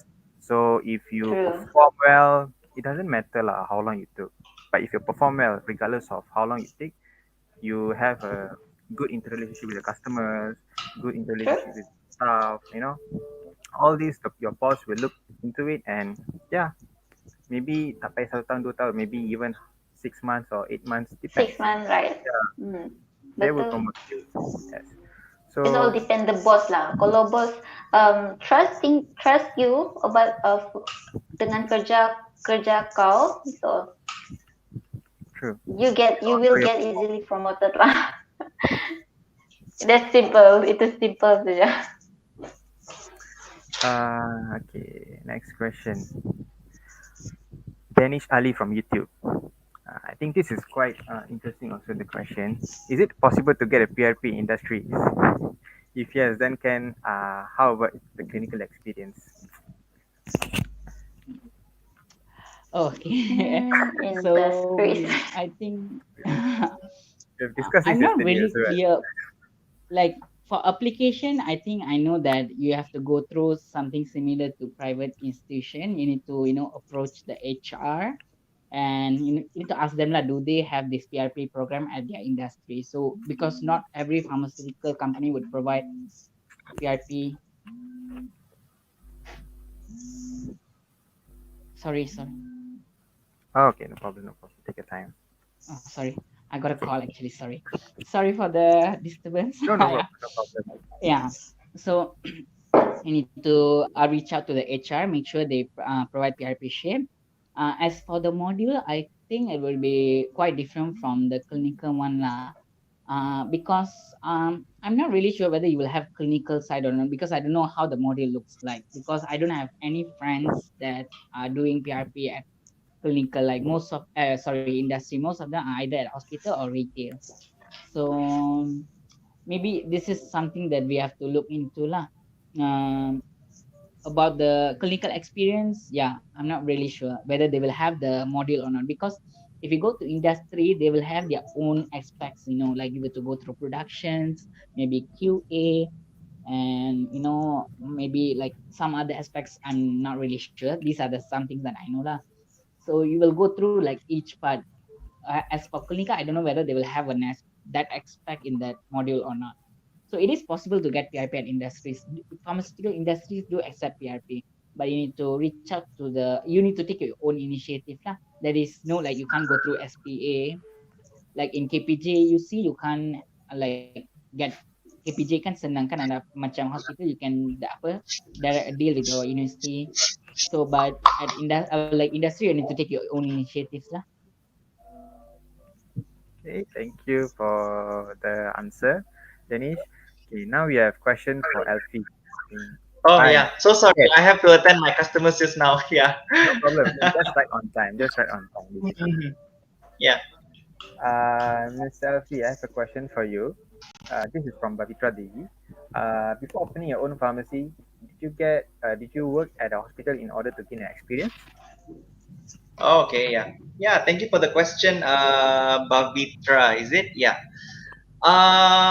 Actually, my hospital experience is based fully during my clinical years in KPJ lah. During our final year, our fourth year, I think. That is the only hospital exposure that I got before I started my PRP-ship in my retail lah. But I think that not to say that I'm fully exposed to the situation in the hospital setting, but I think that I have the idea of uh, working in a hospital setting and all that lah. Yeah, based on attachments in KPJ. So meaning that I have the best of experience of from the best of both worlds lah. For KPJ hospitals under private settings and also in government setting under HUKM, I think. Yeah. Okay. Thank you for the response. And next question also directs to Mr. Alfie. This question from Oh, Aida okay. Sunajani from YouTube. Okay. My classmate also this one. So, Oh, okay. how much? Okay, this question is how much are the gross amount to prepare a retail pharmacy? Did you have any plan to continue opening your own chain pharmacy in the future? Oh, I see. Okay. So the question. Thank you. Who's the Aida. Ida? Is it Ida? Yep. Oh, okay. Okay. So the gross amount to prepare to open up. Okay. Yeah. I think it depends on where you want to open up your pharmacy, and yeah, it really depends on where lah. But for me, I think the gross amount, like in general, you need to. I mean, I spent around 50 to 60K to open up my own pharmacy lah. That's including opening stocks, opening stocks, renovations, and opening stocks and renovation lah. But I think when I talk to my seniors in the retail settings, I think that within that 50 to 60, it's a bit, cheap already lah. It's a bit cheaper as compared to, because it depends on where you want to open up your business. So meaning that, and also it depends on your financial, what to say, your financial support, and also the amount of support that you have lah. Yeah. So meaning you open up based on what you have lah. You don't be so tamak, and then you want to open up this, you want to open up this, you want to do this, you want to have this. But at the end of the day, you will have a shortage of income and all that. So you don't want that when you open up a retail pharmacy lah. Oh yeah. Second question is plan to continue opening up your own chain. Yeah, hopefully in the future, if everything goes well, accordingly. yeah, everything goes well and accordingly, and I think that's the plan lah, to open up more chain pharmacy lah, but not to say chain pharmacy in the city area, but maybe to focus more in the outskirts, in the rural area, whereby their quality of life is very, not to say poor, but it's very hard to reach, like meaning even in my area, I'm the only pharmacy, and the nearest pekan where they can get them supply of medications from pharmacy and all that is 15 to 20 kilometers from here. So I think that they can save a lot if you were to open up nearer, and then improving the quality of life, and you have a better customer relation and all that lah. And thank you for the question. Okay. Thank you, Yeah. Chelsea. I think Aida should be clear by now. Yeah. So next question from Shannon Jude. Question from YouTube. Hello there. For pursuing Bachelor, what is your opinion on students doing part-time jobs while studying? Alfie, you wanna answer this? Oh wait, I need to. I wasn't focusing. Hello there. For pursuing Bachelor, what is your opinion on students doing part-time jobs while studying? Yeah, I mean, it depends on everyone actually. If you are capable of doing part-time jobs, if you are physically prepared to do a part-time job while studying, then why not? Yeah, you can get a side income as well, so you can gain experience while working. There's no problem in that. Yeah, I would say it time management is depends. important lah. Yeah, time management is a bit of a hassle lah, but you need to have a very great time management lah if you were to be doing part-time jobs as well. So you need to balance your student life and your jobs as well. Yeah. Danish or They have to make Sabaria, sure you they- want to add on? Yeah. They have to make sure they're fully committed for both for both Mm. studies and their part-time job. So if like for Bachelor of Pharmacy, I would suggest, like I've seen my friends doing locums at hospitals or retail pharmacy on the weekends actually, because weekends you might be a bit free. So you can do that actually. Make sure you're fully committed to it and you have the time to do it actually. Don't put too much pressure, because doing any type of degree courses or diploma courses, studying can be stressful. I'm not gonna say, oh, studying can be easy, blah blah blah. No.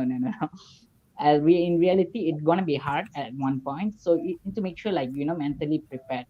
So don't put too much pressure, like unnecessary pressure on yourself. But if you are like financially restricted, you need to do some part-time jobs. Try to make sure it accommodates your schedule lah. Like it doesn't disturb your course, your classes, and at the same time doesn't disturb your work time as well. And make sure you can get good enough a good rest in between, because you need that actually to go through the learning process, no matter it's degree, diploma, foundation. So that's that. All right. So thank you for the response, Danish. Sabaria nak add apa-apa tak? For me, I think tak ada nak apa-apa sebab Daddy dah jawab semua.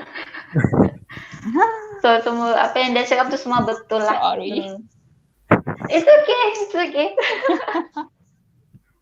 Okay, we will look into some question, okay, and then we will probably end the Q&A session. Okay, kita Sure. cari what else? Vidya Venu from YouTube. Share some of your bad or good experience dealing with patients when you are in a pharmacy profession. Interesting. Okay, Danish can answer. Oh, So, okay. Okay. Good experience. It'll be very nice to see a very cooperative patient, like patient who are willing to wait, who doesn't, complain much, who likes understands, who takes an active role in learning what are the medication they're taking. Like macam there are some patients macam they are rushing, dia macam tak apa, I tahu apa yang ambil, tak apa, letak je. So I was like macam it's macam it reduces our profession to just bagi ubat je untuk patient. So but we can't blame them also because everyone has their good days and bad days. Like not everyone will gonna wake up and be very cheerful. So as a pharmacy profession, you need to learn to be empathetic. You need to be understanding. You need to put yourself in their shoe. Like because sometimes patient macam they are sick. Like sometimes they are sick. They are not in a good mood. They're not in a good health. So you can't blame them actually. So try to be understanding and try to be accommodate as much as you can. Put a smile on it. Macam selalu senyum, selalu try to be very helpful to them lah. Try to be understanding lah. Like nothing very bad lah. Like make sure you provide a good service, then you'll be good, I guess. Like trying to be very understanding and try to accommodate their problems. Like try to listen more actually. Like what's their problem and what you can do about it actually. So it'll be very comforting actually. Sometimes patient very bad mood. If you are very comforting and understanding, they'll be eventually get into good mood and be nice to you actually. So there's no like good customer, bad customers. Just like macam you have good days, bad days. Yeah. Manusia apa? We all humans. yeah, we're humans. Yeah. Benda tu normal, right? Even sometimes also we also Some- tend to lose I ourselves. sure you ada banyak experience kan?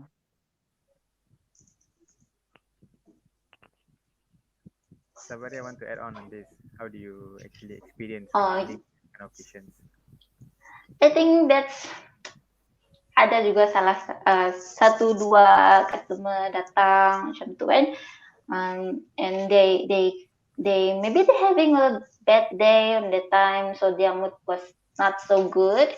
And yeah, of course, as a pharmacy retail, you need to ask more questions about what they want, what their problems. So sometimes customers just don't get it about that, and they just marah, and then they just pointed at you. I just want this medicine, just give me lah, something like that lah. But yeah, as a customers always right? So perlu professional lah. Need to be professional. So if you have a good customer, then yeah, you will have fun to serve them.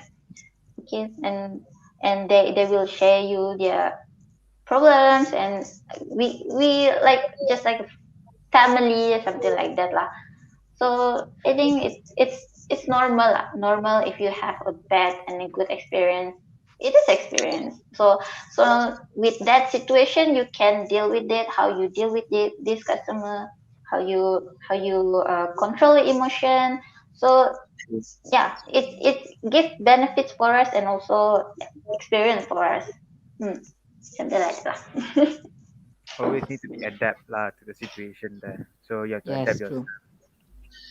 Yes, really need to be adapt lah. Next Suka question. tidak suka kena adapt.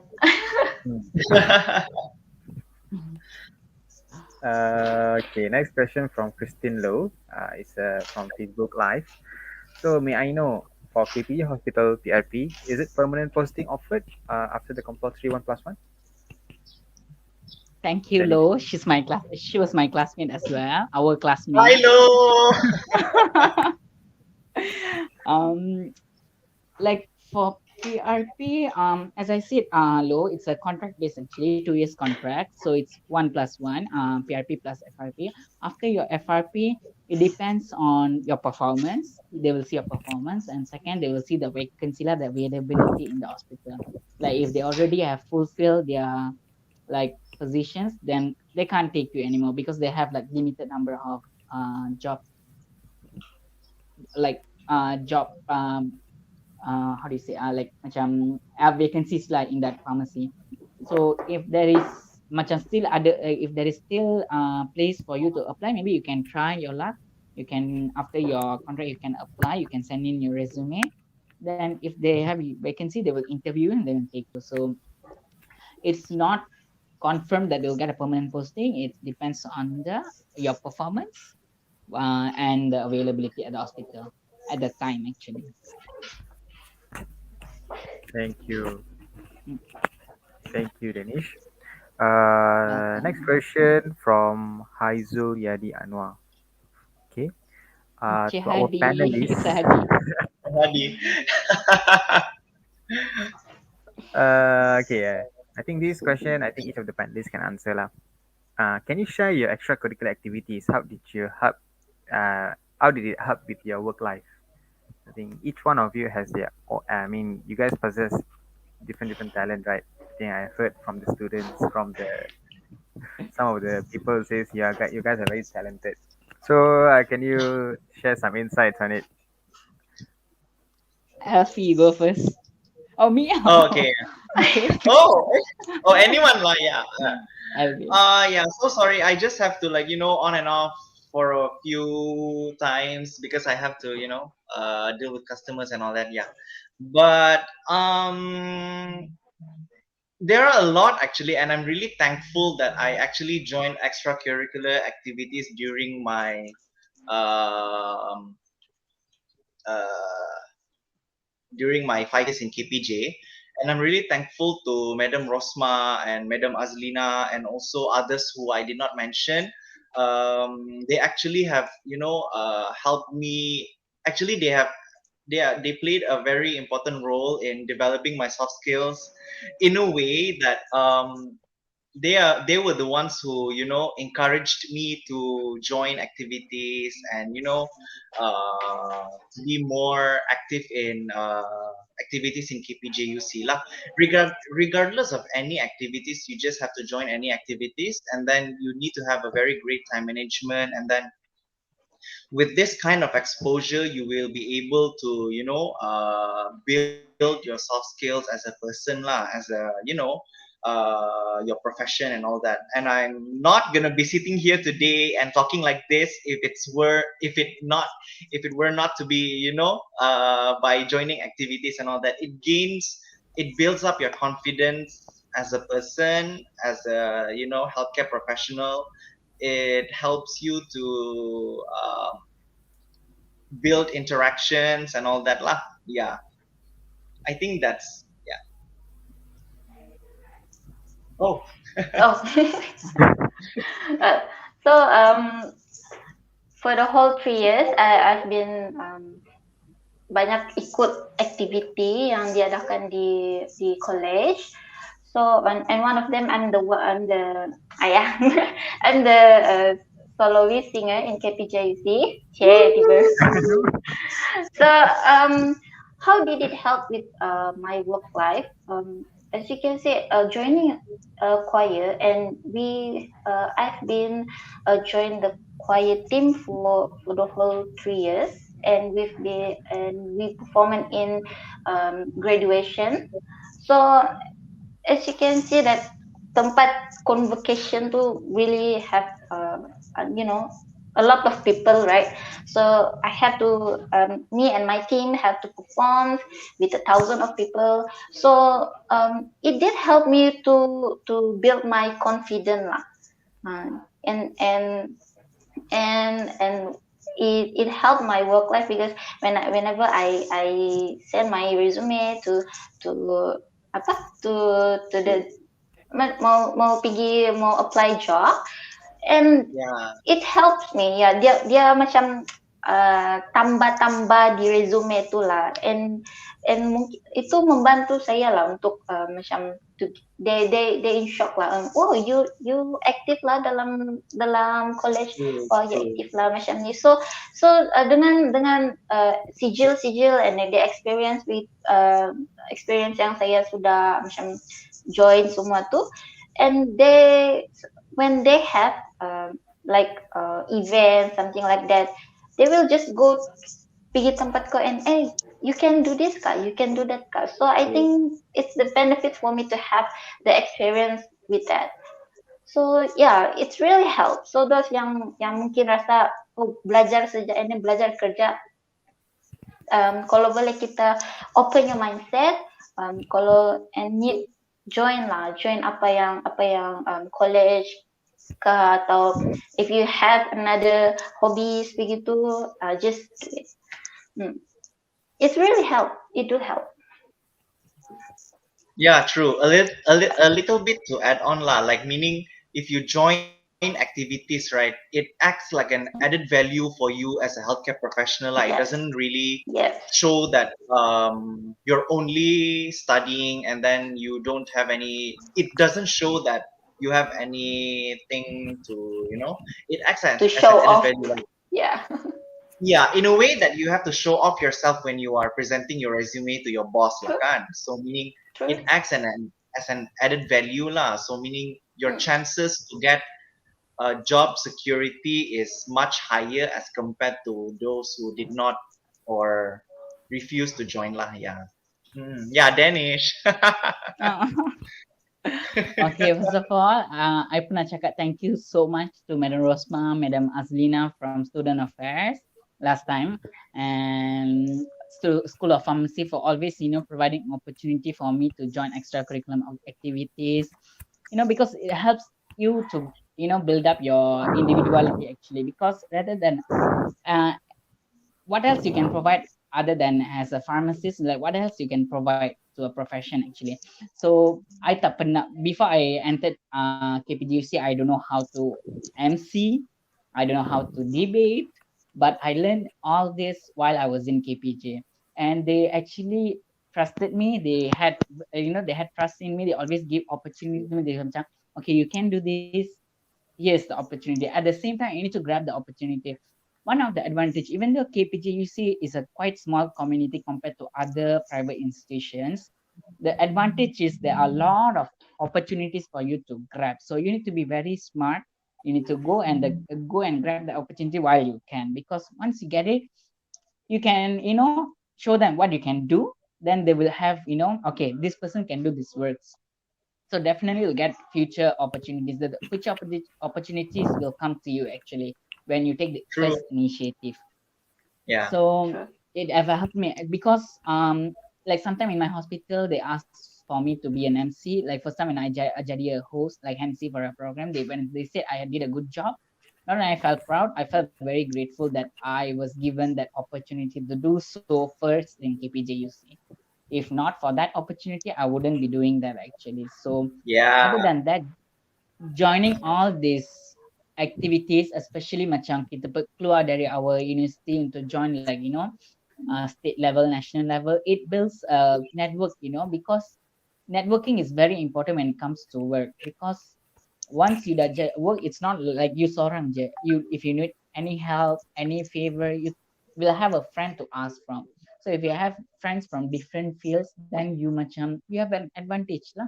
So you can always go to them and ask for a favor. I'm not saying that you have to use your friends, but it's much a give and take.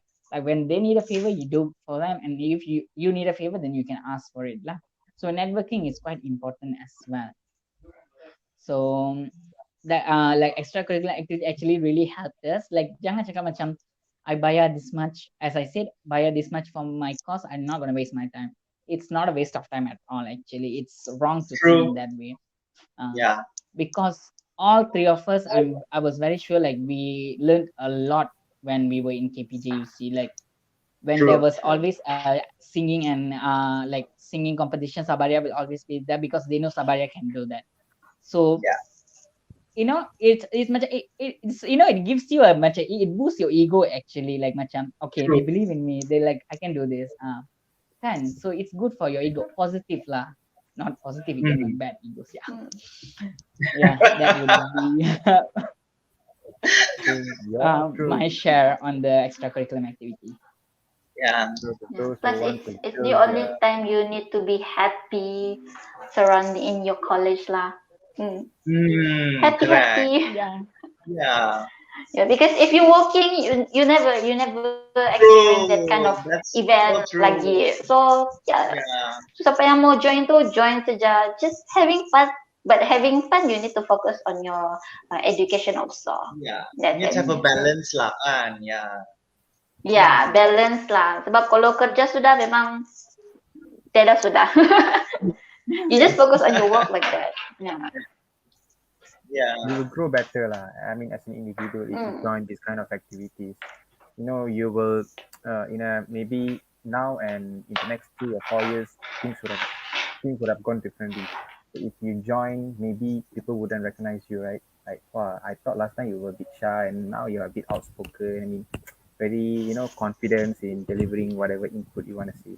So, I mean, campus is the best place for you to grow as an individual by joining up all these activities. And I agree with it. True. And the last question before we wrap up our forum session from Siti Khatijah. Anga. Anga. She's our classmate as well. Good. It's quite a good session today. We received a lot of questions from audience. Good. So can alumni of KPJUC who work as a contract pharmacy in government sector apply their job as a permanent pharmacy at KPJ hospital? I think this question goes to Danish.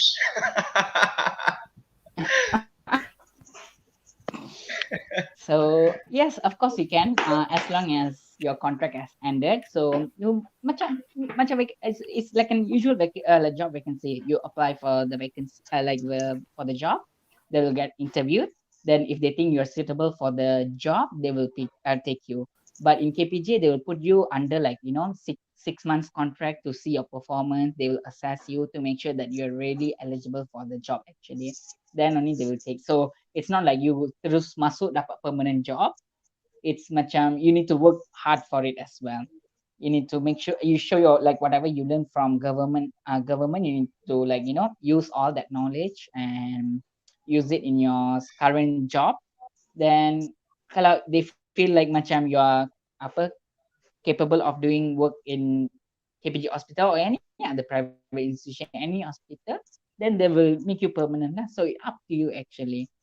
So tak ada masalah. I mean, no problem Anga. Kalau you nak apply kat KPJ Sabah ke kat Senanjung ke boleh je Anga. No problem. All right. I think that answers the question, right? Okay, anything you want to add Yeah. on? Anything new? Anything informative to the audience? Alfie, Sabaria, before we wrap up the session? Oh yeah, I think Yeah. nothing lah, not much lah. I mean, grab as much opportunity as you can as a student. Don't I mean, yeah, studies is very important. That's why you enrolled in the first place. But then, do enroll in extracurricular activities as well lah. Because as Sabaria said, once you started working, you will never experience this kind of situation anymore, and grab all those opportunities as much as you can and experience as much as you can, and then and also learn as you go, and then I think that's it for me. Especially whatever this COVID has taught us, like one thing that COVID has Yeah. taught us is macam enjoy the moment actually. So whatever you had, you appreciate it, you enjoy it. Sekarang True. we cannot meet our friends, we cannot meet up. So during university time, we had so much fun actually doing activities with our friends. So please appreciate it. Please use it wisely. So that would be my opinion, advice lah. I think kalau yang audience tu jenis yang malu-malu, I think this is the best platform for you to grow lah. Grab up the opportunities, grab up the chance, one day we never know, right? Because you grow up as a person, individual, and yeah, I'm also looking forward for it, lah. Because I You personally have need nothing to to, lose and everything to gain, actually. yeah. True. Think Sabaran nak add on apa-apa? Rasanya tak ada kot, saja nak cakap good luck for student-student di luar sana who's yang mungkin sudah habis belajar and baru nak sambung belajar. So good luck with your your life. So stay safe and yeah, stay healthy. Yeah. Betul. Alright, Denise, you want to add on before I wrap up the session?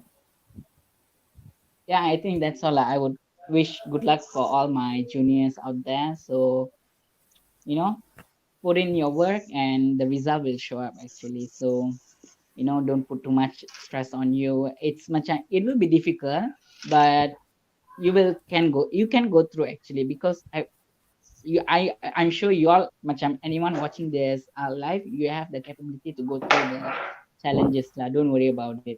So it's like a passing gray cloud. It will pass by eventually. So don't worry about it. Good luck. Yeah, that's all lah. So with that final response, we have come to the end of today's webinar. Thank you, guys. Yeah. Thank you so much who have joined and watched.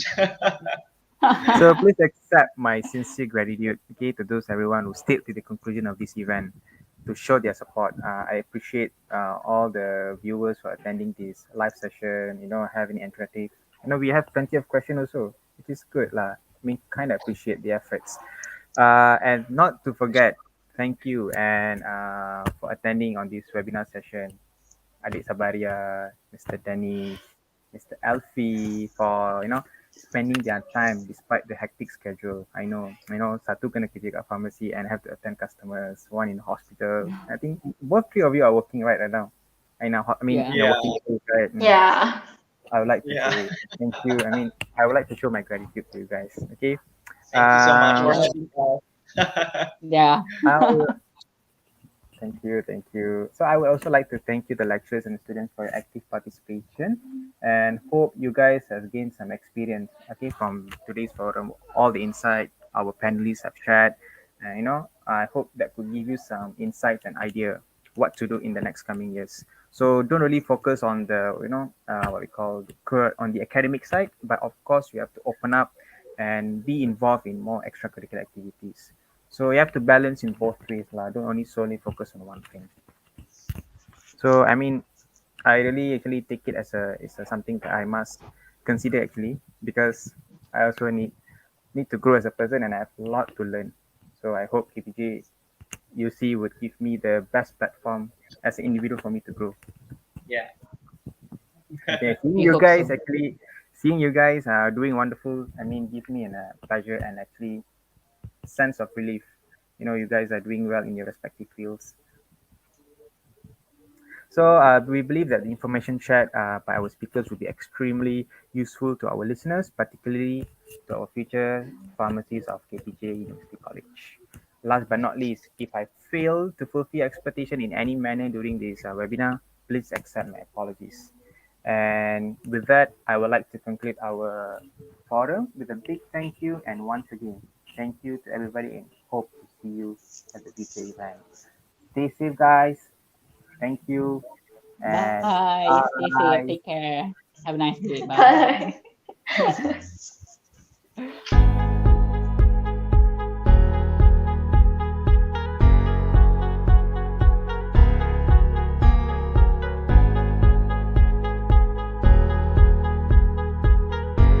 Terima kasih semua. Okay.